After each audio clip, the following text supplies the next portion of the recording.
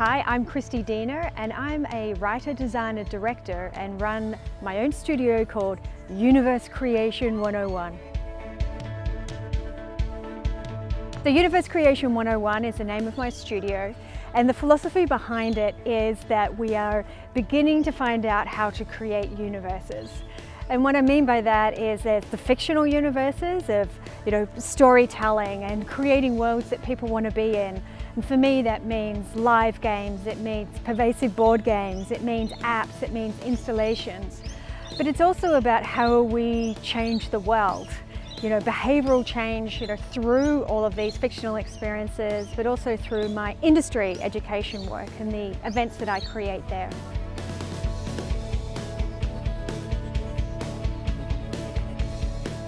So the theme of nothing's broken, but not everything is working, that resonates with me, because to me it's about the two realities that we have in the world at the moment.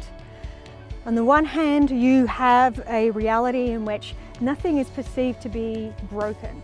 There are just some people who aren't as good at it. And so the idea is that you just try and get better at it. But then there is another reality in which there are some people who have decided just not to exist in this world. And the funny thing is that the people in this reality do not perceive the ones in that reality. They don't see them as choosing something else, choosing another option, another way to live. They see them as just being really bad at this world. For me, it's about why am I interested in doing it and why is my audience or players interested. And there are three aspects that are key for me and my audiences, and that is the social promise, the inhabiting promise, and the transformational promise. So the social promise is actually connecting with other people, whether it's immediately in your live proximity or online. And it's often about cooperation and play with each other. And then there is the inhabiting promise, which is about actually inhabiting a world and entering into it, or actually having that world enter yours, which is a different kind of gameplay that's out there. For instance, with augmented reality and alternate reality games. And the third part is the transformational promise. All art forms have the ability to transform. But what I find with interactivity and with games is that the action that comes with it. And sometimes it's about you having the epiphany of a new worldview and then you're inspired to actually act, or you learn via the action. So those are the three elements that I find are a part of the necessity for success if you're interested in those appeals. I'm going to talk about three things that I do to avoid pitfalls. One is including the audience in some way in the process.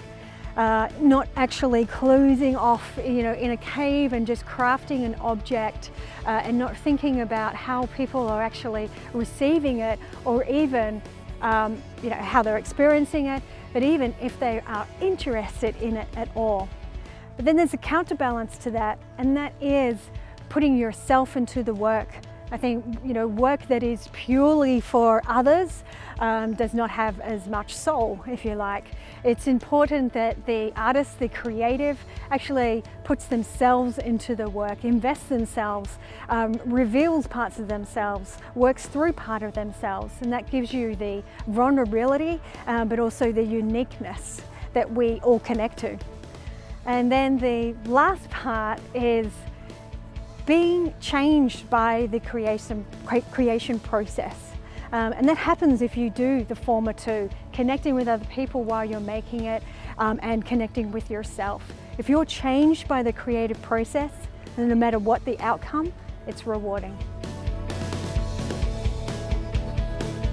I'm looking forward to the insights that I'll gain from the way other people are thinking and saying things, to meeting some great people, to having fun.